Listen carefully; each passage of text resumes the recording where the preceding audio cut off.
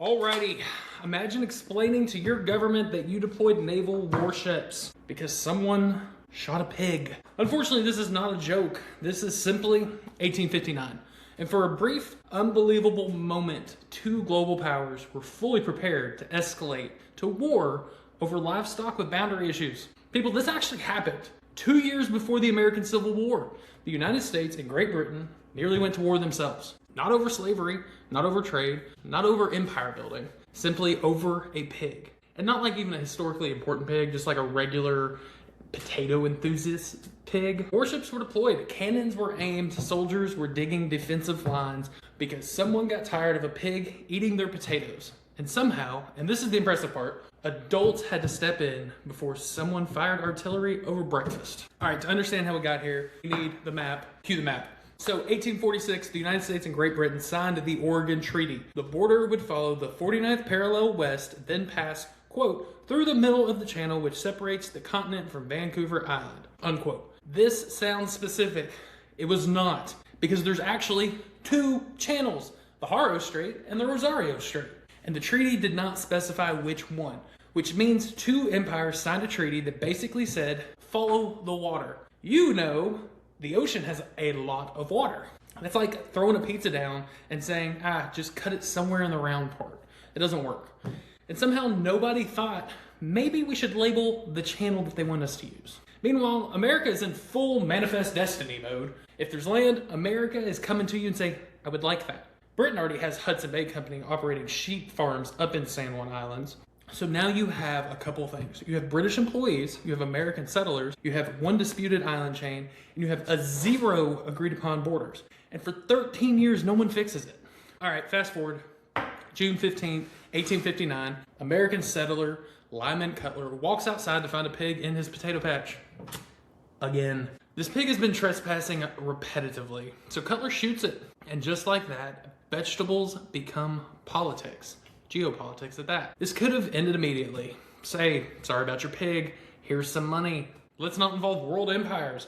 But instead, the pig belonged to Charles Griffin, who was a British employee of the Hudson Bay Company. Cutler offers compensation. Griffin demands more. Then the British authorities threaten to arrest. And suddenly, this is no longer just about pigs and potatoes. This is about sovereignty. Because if a Briton arrests an American settler on that island, it would establish British authority there. And that changes the border dispute completely. So the American settlers request the military's protection, and Washington sends Captain George Pickett, yes, that Pickett, before Gettysburg, before the Civil War infamy, before history textbooks, there was a pig and there was Pickett. All right, fast forward again. July 27th, 1859, Pickett lands with 66 U.S. soldiers and establishes a defensive position. He's not charging, he's not retreating, he's just holding. He declares the United States law will be recognized on the island. That's not reckless, that is controlled defiance. Withdrawal, the American claim weakens. If you fire first, congratulations, you just started an international war over vegetables. The British governor responds by calling the Royal Navy. So British warships arrive offshore, cannons aimed at the island. Imagine being a junior officer on that deck. You've trained your entire career for naval combat. You study strategy, you memorize signals, and now your commanding officer says, today we posture aggressively towards a pig situation. Somewhere there's a lieutenant writing letters home like, Mother, I've seen combat preparations. The enemy appears to be agriculture. But anywho, reinforcements arrive. American troops number grows to over 400. British naval forces include multiple warships and thousands of sailors and Marines nearby. This is not symbolic tension. This is real artillery. Orders are clear. Do not fire first. Because no one wanted their military record to read escalated livestock instead. Because that just doesn't hit nearly as hard as a cow painted on the side of an A-10. But no officer wants to retire and see their career summarized as career highlight, pig. So they don't fire, they just drill, they fortify, and then they stare at each other, very professionally might I add. But then, it's crazy, they begin to socialize. They start sharing meals, they start attending church services, they start visiting across camps. So imagine polishing your cannon all afternoon and then asking the opposing Navy if they'd like some tea. That's literally what happened. So into it. Months pass, no shots are fired. The only confirmed casualty of the pig war remains the pig. The pig started it, the pig ended it. the pig remains undefeated. So eventually, Washington and London step in. President James Buchanan sends General Winfield Scott to negotiate. The solution, joint occupation, 2 camps, 1 island, both armed, nobody firing. And this arrangement lasts for 12 years. This isn't a standoff anymore. This is a heavily armed long-term roommate agreement with some unresolved paperwork. So finally in 1872, the dispute goes into arbitration. The decision is handed off to Kaiser Wilhelm I of Germany.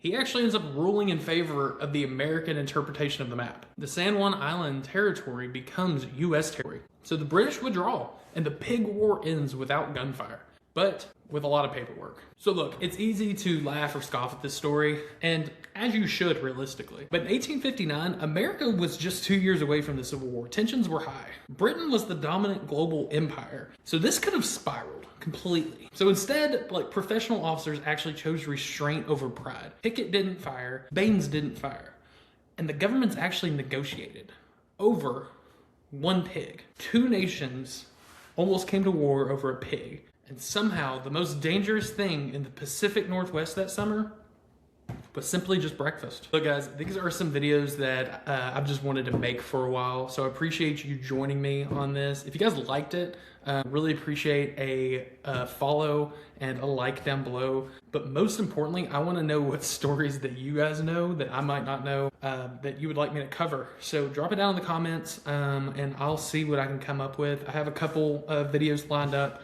So if you're interested in seeing those, make sure you hit the bell icon, and that way you'll know as soon as it comes out. But I appreciate you guys, and we got more videos coming. Cheers, guys.